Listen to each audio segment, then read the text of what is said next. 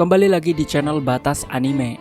Akhirnya kejutan yang sangat gila telah ditunjukkan oleh Oda kepada kita pada One Piece chapter 1044 tentang bentuk Gear 5 Luffy yang nantinya akan mengalahkan Kaido, ditambah dengan Awakening Gomu Gomu no Mi. Dan yang paling menarik adalah terungkapnya nama lain buah iblis Luffy yang menggembarkan sejagat dunia One Piece. Baiklah, tak usah ngeteni suwe-suwe maning, mari kita bahas bareng-bareng. Kejutan di atap Onigashima. Chapter dimulai dari kondisi sebelumnya yang memperlihatkan perubahan yang terjadi dengan tubuh Luffy di atap Onigashima. Setelah rambut Luffy terlihat seperti meleleh, kini Luffy telah bangkit kembali dari kekalahan sebelumnya dan malah terlihat memiliki kekuatan yang baru. Suara genderang drum terdengar semakin keras. Suara ini ternyata adalah detak jantung dari Luffy yang terdengar di telinga Sunisa. Namun ternyata Luffy sendiri belum sadar mengapa dia masih bisa berdiri. Padahal sebelumnya dia telah dikalahkan oleh Kaido dengan serangan yang sangat telak. Tapi kini Luffy merasa kalau kekuatannya saat ini meningkat begitu pesat. Luffy malah menikmati kondisinya saat ini sambil terus tertawa. Aura haus Shokuhaki yang sangat besar memancar di seluruh atap Onigashima. Kemudian Momonosuke juga masih terkejut dengan pernyataan Sunisa. Melalui kemampuan mendengar Voice of All Things, Momonosuke merasakan ledakan kekuatan yang ada di dalam tubuh Luffy. Itulah mengapa dia mengira kalau Joy Boy yang dimaksud oleh Sunisa adalah Luffy. Selanjutnya di dalam kastil Onigashima, beberapa orang juga terkejut dengan keberadaan Luffy yang masih hidup meskipun mereka tidak melihatnya secara langsung. Di sini terlihat ada Sanji, Kid dan Law, kemudian Hyogoro, kemudian ada Phoenix Marco. Kemungkinan ini adalah efek dari kemampuan Kenbun Shokuhaki tingkat tinggi yang mereka miliki, yang bisa merasakan keberadaan dan kekuatan Luffy yang sangat besar. Mereka tahu betul kalau Luffy masih hidup di sana. Nama lain Gomu Gomu no Mi.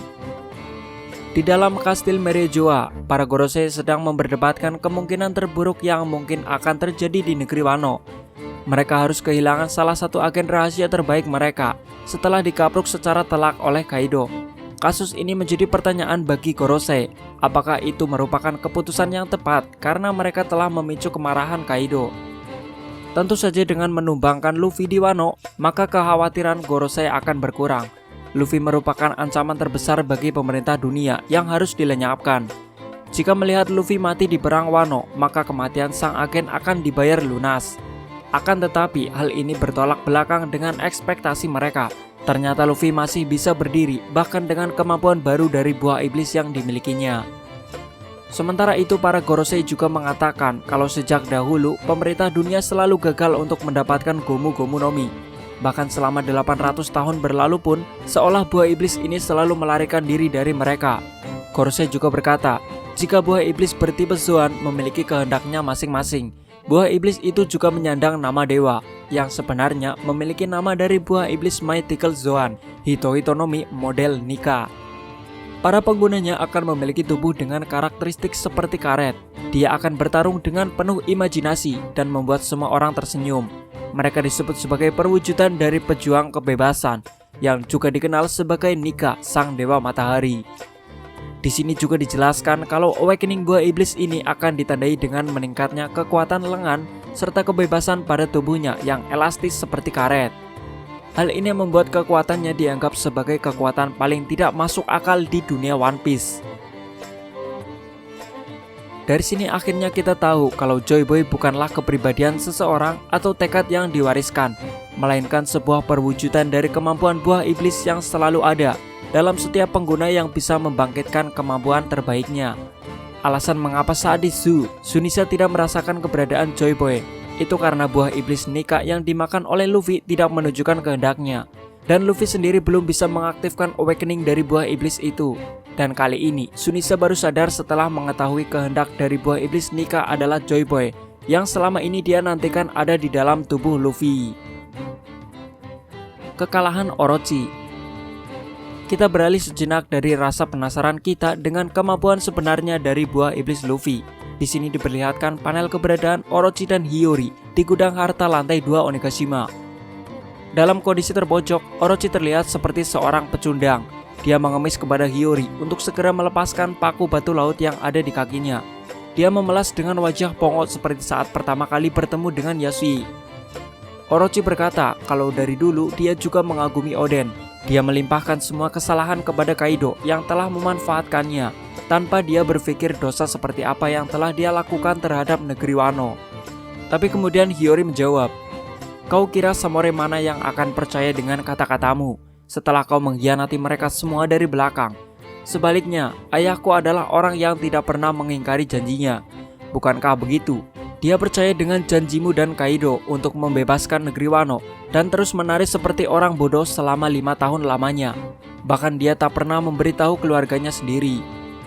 Ayahku tak pernah ingkar janji. Dia juga percaya pada janjimu untuk mengakhiri eksekusinya jika dia berhasil bertahan direbus selama 1 jam penuh dengan tubuhnya yang terbakar oleh minyak yang mendidih. Padahal dia selalu tersenyum.